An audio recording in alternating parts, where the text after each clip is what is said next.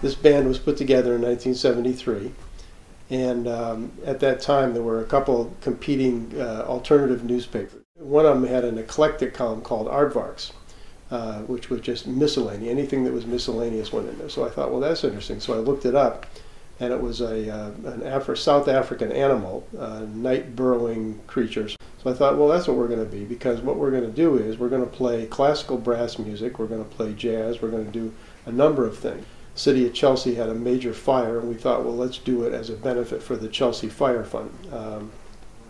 And so we went to the Church of the Covenant, which later became one of the places that the Jazz Coalition's all-night concerts were held.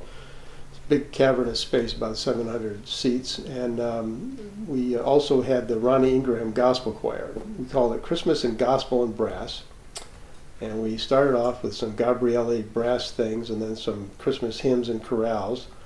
And we turned it over to Ronnie with his group doing gospel, which was great.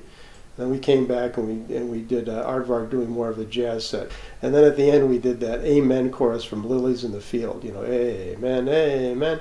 We had a packed house. I mean, it was literally almost 700 people. And people started singing when we did this encore. And I literally could not stop the proceedings. I tried to stop the band, they wouldn't stop. I tried to get Ronnie to stop the choir, he wouldn't stop. The people, so I literally walked off stage. And it was a very important lesson, because very early on I learned that I was not going to be able to control this band. And that's true 40 years later. It's the same thing. I often can't control it. I began to write more myself, began to you know, just see what we could do in terms of playing. And as is typical with a big band, it's hard to get places to play. So we found that, you know, 2, 3, 4 times a year to play.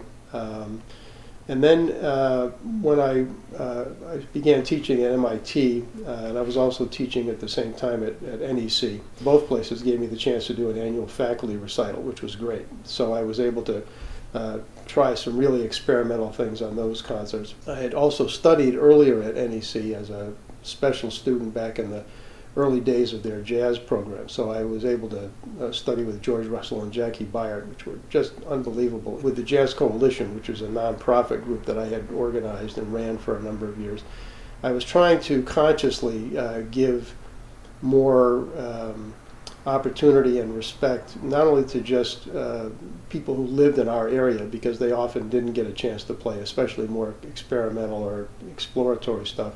So I'd gotten a commission for George for the African Game, which was one of his really big seminal pieces, and we did that at Emmanuel Church.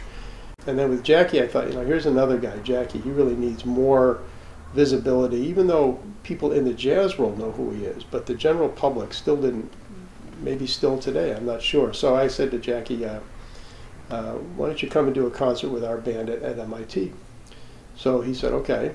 So he came over, and I got him a little commission. He was going to write a new piece, Concerto for Jazz Orchestra. That was going to be the name of it. About 3 months out, I said, when will I see some music so the band can practice? Oh, it's coming, it's coming. And then about 2 months out, and then about 1 month, it's coming, it's coming. And now it's about 2 weeks before the thing. Where's the music? Oh, it's coming. And so I finally get one lead sheet in the mail. It's like an expanded lead sheet. We get to the concert, and we did a couple of his tunes, his earlier tunes, 251 and something else, I forget what it was.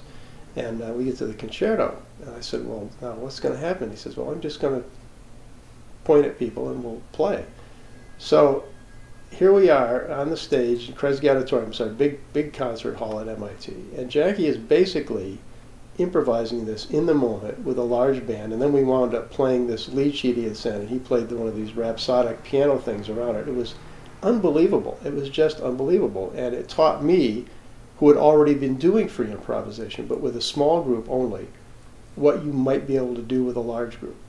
And it was such a lovely thing to have that reconnected from somebody I had studied with in a classroom setting, but like really like sort of the postgraduate course on the gig, so to speak. I always say to people, I say, if you have a problem with our music, blame Jackie Byard, because he really sort of gave me the authority, the authorization to go ahead. And so that's where we've come all these years later now, is we'll have some pieces that are pretty well scripted, so to speak. There's other pieces where it's very conceptual. There's other pieces where there's like a mix and match, and then there's a number of times where I will just follow suit from what Jackie did and just say, okay, for this thing, for this 10 minutes, we're just going to create it in the space, whatever it might be. I think we've achieved 40 years of longevity because we like to sort of live on the edge.